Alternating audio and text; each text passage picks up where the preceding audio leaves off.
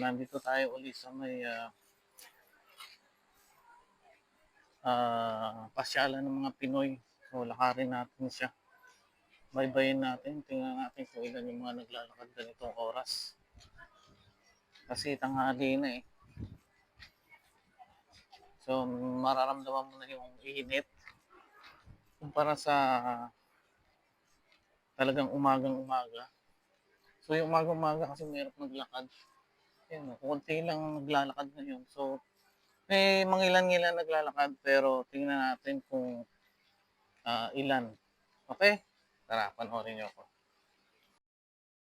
So, ayan, kanina pa yan naglalakad yung dalawang yan.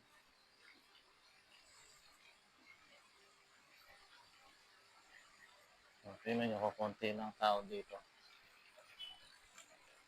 Ayan, bukas na yung mga shopping mall store dito. Bukas na siya. So, ito lang ang buhay dito sa Kuwait at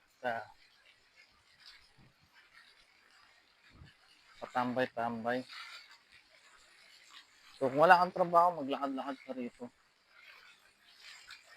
Kasi mas maganda ang weather para kahapon na malamig. So, ngayon ay maganda yung sikat ng araw, kaya lang nakakaitim. So, doon tayo. So, ayan, tingnan natin yung mga kababayan. Ayan, tambay. Chikahan, wala silang pasok eh. Ayan, tingnan niyo po. So, makikita niyo lang dito yung mga sales lady. Ayan po ang Kuwait. Kita niyo po yan. So, mga sales lady, makikita niyo rito kadalasan. Kabayan tayo ng scooter. Ayan.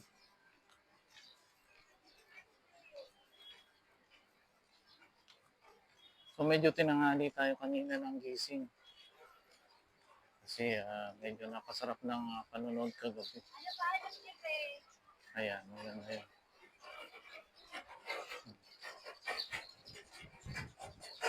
Jeep siya na kumakain doon. Ayan, breakfast sila. Kabayan, nagbabike. So, sari-sari makikita mo rito ganitong araw ng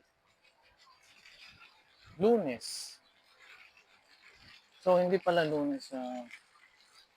Martes na pala ngayon. So, doon naman tayo sa kabila. So, ayan, ganyan lang ang